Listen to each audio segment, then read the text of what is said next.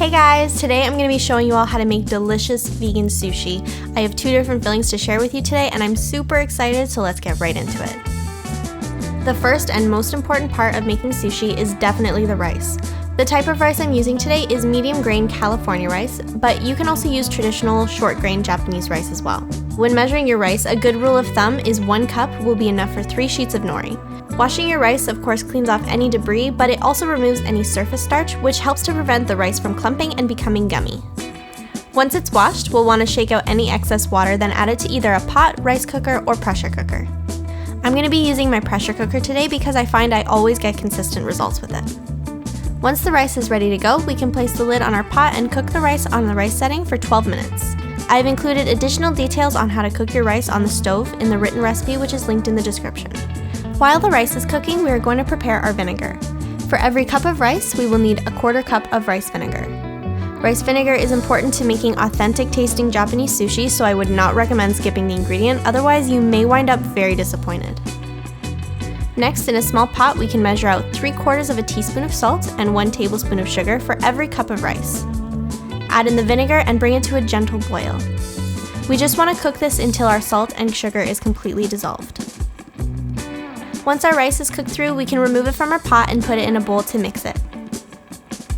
A wooden bowl is ideal because it absorbs moisture, but a glass or ceramic bowl is also a decent choice as well.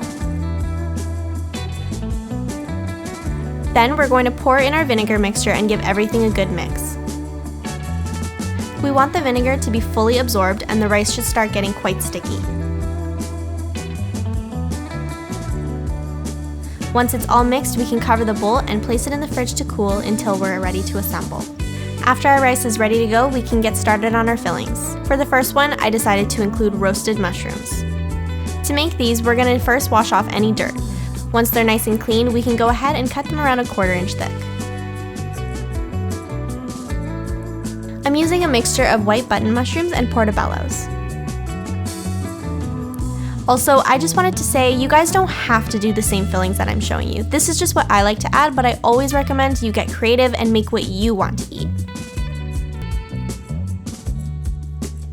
Once they're all cut, we can add them to a bowl and drizzle them with a few tablespoons of oil. Give them a good mix and then we can lay them out on a baking sheet lined with parchment. Once they're ready to go, we can place them in a preheated oven set to 425 Fahrenheit and roast them for 15 minutes. While they're in the oven, we can prepare the rest of our fillings. First, we're going to peel 1 carrot, then slice the carrot into very thin julienne slices. It doesn't have to be perfect, but the thinner the better.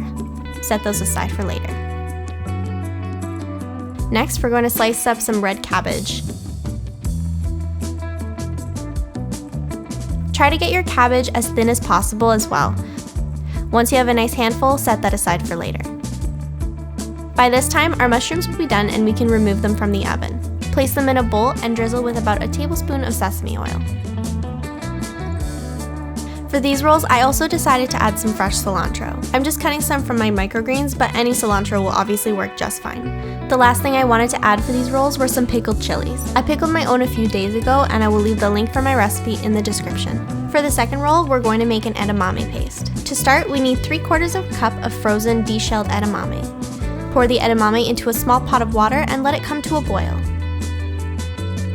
For this roll, I wanted to try something more protein focused because I find most vegan or vegetarian sushi options don't have much protein, if any. Once our edamame is boiling, let it cook for about 5 to 7 minutes, then we can strain it. Next, we're going to add our cooked edamame to a blender, then the remaining ingredients. We'll need 1.5 teaspoons of maple syrup, 1 tablespoon of soy sauce, or tamari if you want to keep this gluten-free, 3/4 of a teaspoon of sesame oil, and 1.5 teaspoons of rice vinegar, along with 3 to 4 tablespoons of water just to help it blend nicely. We just have to blend this until it forms a paste, then set that aside for now while we get the rest of our fillings ready. For this one, I decided to add lots of fresh veggies.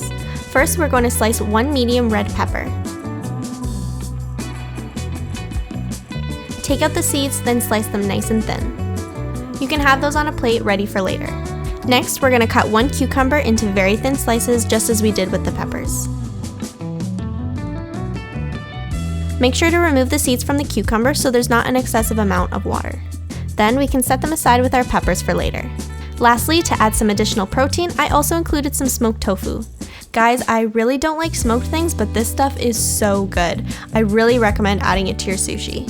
Alright, so once all our desired fillings are ready to go, we can start to actually assemble our sushi. Like I said before, these are fillings that I enjoy, but I encourage you guys to try new things and create sushi that is perfect for you.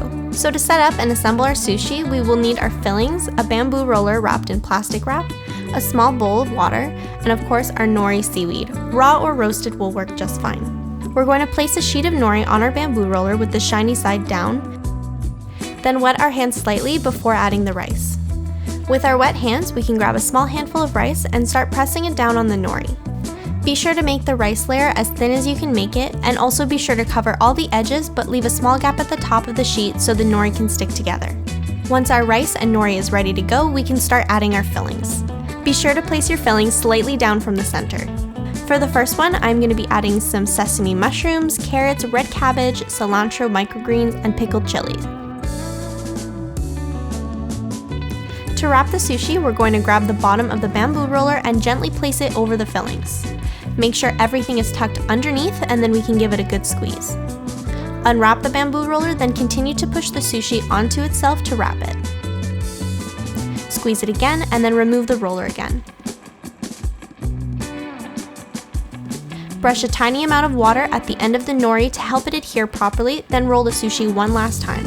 Squeeze the roll firmly but gently to make sure everything is stuck together properly. I usually will set all my rolls aside until I'm ready to cut them all at once. For the second one, we can do the same as we did before with the rice. For our fillings, we're going to first add a decent amount of edamame paste. Spread it around where you're going to add the fillings. I also decided to add some fresh spinach for even more additional nutrients. Lay a decent amount on top of the edamame, then we're going to add the fresh veggies and tofu. Same as the first one, just wrap it up, then set it aside to cut later. Continue this process until you've finished all your sushi rice. Once we're done making our sushi, we can go ahead and cut the roll in half, then half again, and continue to cut until they are about an inch thick. Once all of our sushi is cut, we can plate it and garnish with toasted sesame seeds, fresh cilantro, and more chilies. Serve with some soy sauce or tamari, pickled ginger, and wasabi. And that's how you make beautiful and delicious vegan sushi. If you enjoyed this video and want to see more just like it, hit that subscribe and like button. We have lots more vegan deliciousness coming your way.